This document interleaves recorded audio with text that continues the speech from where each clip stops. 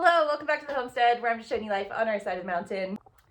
I just made our pumpkin cheesecake bars. Look at these with the crumble on top. They're so delicious and so simple, and I'm going to show you how it's done. So let's get to it. All right, I'm going to take these super simple ingredients and make some pumpkin cheesecake bars. We have flour, pumpkin puree, pumpkin spice, 1 stick of butter, a block of cream cheese, and some sugar. So I'm gonna show you guys how it's done. Okay, so I have a few different bowls here. I need a bowl for my cream cheese mixture, and then a bowl for the crust that I'm gonna make. So first, I'm gonna make this crumbly crust, which is gonna be the base of our cheesecake bars, and I'm gonna save some for the top as well, so there's like an extra crumble. So it's a cup of flour, and then a stick of butter. I'm gonna go ahead and get this melted. I'm gonna combine the two and make it like a crumbly crust situation. So melt your butter. All right, I have my cup of flour, my 1 stick of melted butter, and then I'm gonna add a 1/2 cup of sugar. And now you're gonna wanna just mix this all together. It's gonna make like a crumbly texture, which is exactly what you want. You want it to kind of stick together so that way when you push it into the pan, it forms a crust. And I'm gonna just go ahead and use my hands. It's the best way to get the right texture. So go ahead and like move it around a bit until it's well combined. All right, the crust mixture is well combined. You can see it kind of, like if you pinch it, it sticks together. That's exactly what you're looking for. So set that aside, and now we will do our cream cheese mixture. Let me get this opened. All right. And I've made these a bunch. I've made different flavors. The best way to combine the cream cheese mixture is with a fork. That's what I found, at least. Every time I use a spoon, it just like doesn't combine very well. And a fork, you can kind of just press it all together, like so. So I have 1 block of cream cheese, and I need a 1/4 cup of sugar in here. So let's add that. All right, so I have my cream cheese, a 1/4 cup of sugar, and the sugar that I'm using is just like natural cane sugar. If you have a preference, use whatever sugar you want. Just put some sugar in there. And I would usually add vanilla extract, which we are out of. So I'm gonna make some later today. I'll definitely be sharing that process as well. But just go ahead and combine this. The vanilla extract definitely makes it easier to combine because you have some liquid in there. But I'm gonna just do the best I can, get this all combined really well, and then I'll show you what we're looking like. All right, I have my cream cheese mixture all stirred together. It's as smooth as it's gonna be without any vanilla extract. But it is nice and smooth, perfect for what we're looking for. Go ahead and preheat your oven to 350. Forgot to mention that. Now I'm gonna just get everything put together. I'm using a 9x9 pan, which is perfect for this amount.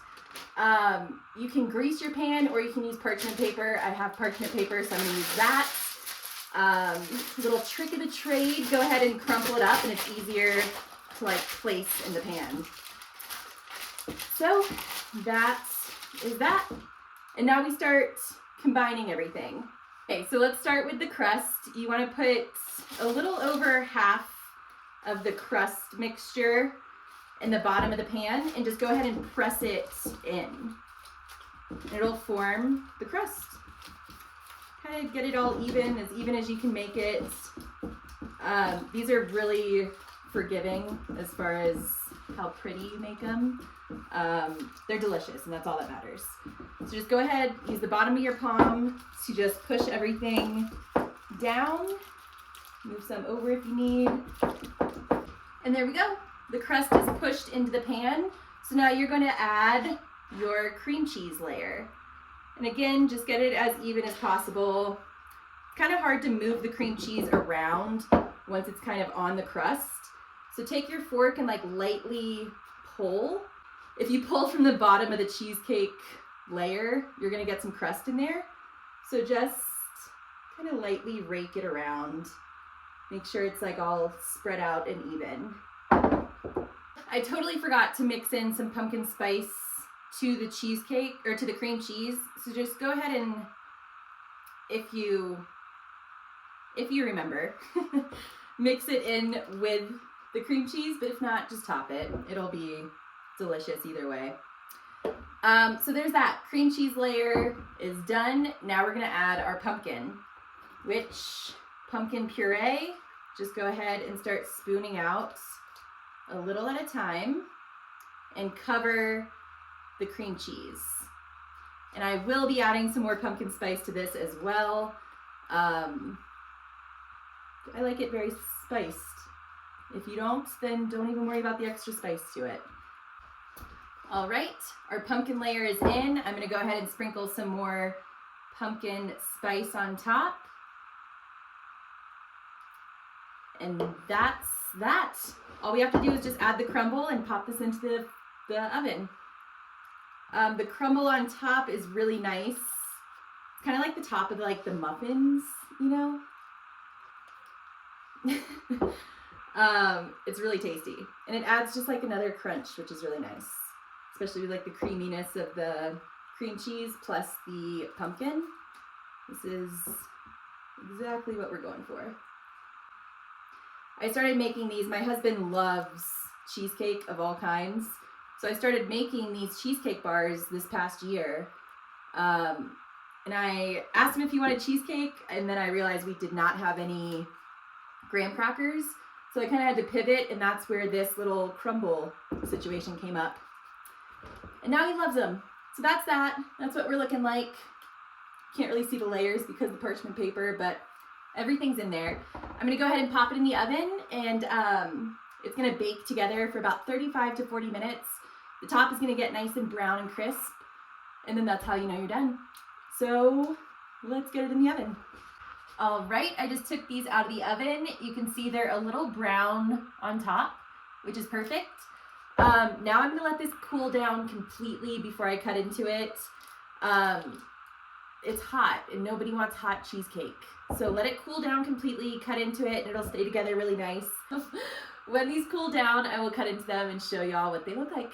So I'll see you then. All right, here we are. The cheesecake bars are nice and cooled down. I kept these in the fridge overnight. Look at that, comes out perfectly. Ooh, and you can kind of see the layers there. Boop.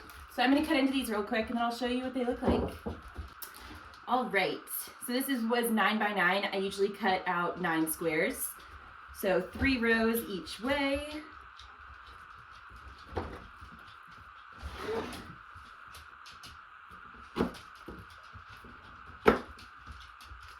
And look at that. Ooh, pumpkin cheesecake bars. Whoa, those layers are great. I'll do a little close-up just that way y'all can see them. But this is perfect for get-togethers, holiday parties, if you want just like a nice little treat when you're decorating pumpkins or whatever you're doing this season. It isn't just for October either. This is like a good Thanksgiving dessert. This is good for any sort of fall festive activity, party, get-together. Anybody that loves pumpkin, whoa, you will love these. Check that out. I'm so excited. And I know Adam is too. Okay, let me show you an up close. Look at that. Look at those layers, the crumble on top. There you have it, folks. Pumpkin cheesecake bars. I'm gonna go give this one to Adam because I know he's excited. All right, so that is that, our homemade pumpkin cheesecake bars. Super simple and quick, very easy ingredients, and I think this whole thing took me like 15 minutes to put together. So it's extremely fast for a great cheesecake dessert. Usually cheesecakes take hours, but these, literally minutes.